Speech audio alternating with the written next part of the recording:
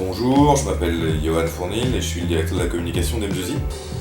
M2I, on est une PME française, on est aujourd'hui 160 personnes. On est le leader en Europe de solutions de protection biologique des cultures. On fait des produits alternatifs aux pesticides pour protéger les jardins amateurs, les espaces verts, mais également l'agriculture. Et on fait ces produits à base de phéromones. C'est des odeurs qui sont naturellement émises par les insectes.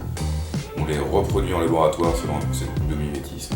On les formule, ensuite on les applique en champ, soit pour faire des pièges et capturer les nuisibles, soit pour recouvrir la parcelle de cette odeur de phéromone et ainsi désorienter ou empêcher la reproduction des insectes ravageurs qu'on vise. Il fallait aussi que le produit réponde à nos convictions de respect de l'environnement, donc pas de gaz propulseur, des choses qui soient réutilisables. C'était important pour nous. Il fallait aussi que ça corresponde à notre vision assez innovante de l'agriculture et des pratiques.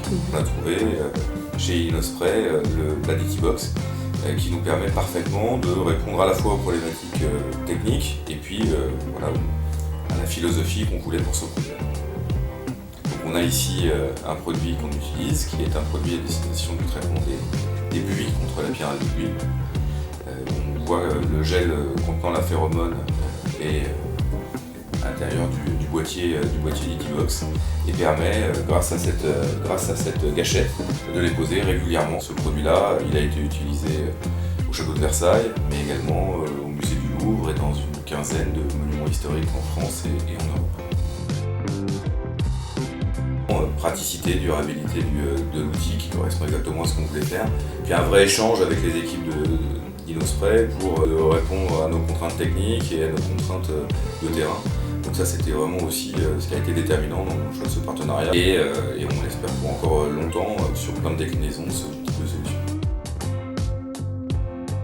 Alors, ce qui est super et ce qui est une bonne nouvelle, c'est qu'en fait il n'y a pas eu forcément beaucoup de réactions. Ça a été adopté comme quelque chose d'assez naturel et d'assez spontané. Les choses passent de manière extrêmement fluide, ce qui est quand même idéal pour une innovation.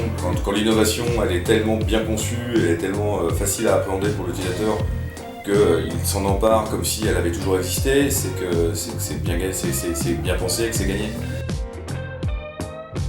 Ça a été aussi un des exemples de ces synergies, de ce travail en harmonie, puisque c'est les équipes à la fois de R&D et les équipes de production qui ont identifié ce conditionnement. Ensuite, l'ont partagé avec les équipes marketing, les équipes réglementaires et les équipes commerciales. Et donc tout le monde s'est accordé sur la sélection de ce produit.